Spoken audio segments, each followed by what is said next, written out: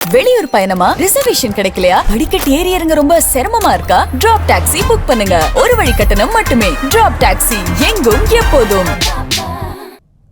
S வங்கி வழங்கிய பெருந்தொகை கடன் முறைகேடு வழக்கில் தொழிலதிபர் அனில் அம்பானியின் மகன் ஜெய் அன்மோல் மீது சிபிஐ கிரிமினல் வழக்கு பதிவு செய்துள்ளது. முகேஷ் அம்பானியின் சகோதரர் அனில் அம்பானிக்கு சொந்தமான ராகாஜ் நிறுவனங்களுக்கு எஸ் வங்கி 3000 கோடி ரூபாய் கடன் வழங்கியது. ஆனால் அந்த கடன் ஒரு நிறுவனத்தின் பெயரில் பெற்றிருந்த போதிலும் அதனை சட்டவிரோதமாக மற்ற தொடர்புடைய நிறுவனங்களுக்கு மாற்றியதாக குற்றச்சாட்டு எழுந்தது. விசாரணை தீவிரமடைந்த நிலையில் அனில் அம்பானி மொத்தம் 17,000 கோடி ரூபாய் அளவுக்கு பண மோசடி செய்திருக்கலாம் என சிபிஐ 2 வழக்குகளை பதிவு செய்தது.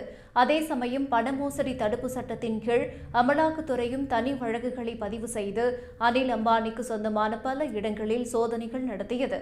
இந்த விசாரணைக்காக அனில் அம்பானி நேரடியாக அமலாக்கத்துறை அலுவலகத்தில் ஆஜராகி அதிகாரிகளின் கேள்விகளுக்கு பதிலளித்திருந்தார். கூடுதலாக அவருக்கு சொந்தமான சில சொத்துக்களும் தற்காலிகமாக முடக்கப்பட்டுள்ளன. இந்த நிலையில் தற்போது ஜெய் அன்மோலுக்கும் சிக்கல் ஏற்பட்டுள்ளது. அனில் அம்பானியின் மகன் மீது முதல் முறையாக சிபிஐ கிரிமினல் வழக்கு பதிவு செய்துள்ளது குறிப்பிடத்தக்கது. சிபிஐக்கு அனுப்பப்பட்ட புகாரில் ஜெய் அன்மோல், அனில் அம்பானி மற்றும் ரவீந்திர சுதால்கர் உள்ளிட்டோருடன் இணைந்து கடன் வழங்கல் மற்றும் திருப்பி செலுத்துதலில் முறைகேடு செய்ததாக குற்றம் சாட்டப்பட்டுள்ளது. இந்த விவகாரம் குறித்து அனில் அம்பானி குடும்பம் இதுவரை அதிகாரப்பூர்வ பதிலளிக்காமல் தொடர்ந்து மௌனம் காத்து வருகிறது.